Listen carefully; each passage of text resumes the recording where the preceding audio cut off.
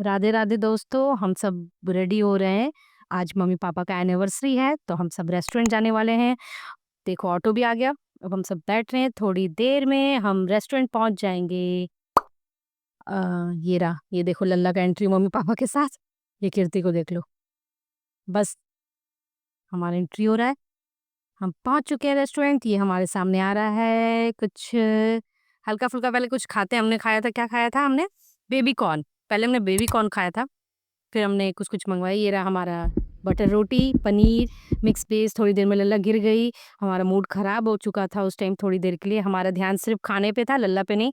लल्ला के चुप होने पे हमने फिर से ध्यान अपने खाने पे लगाया हम सब ने। और फिर आप देख सकते हैं, बहुत टेस्टी खाना था।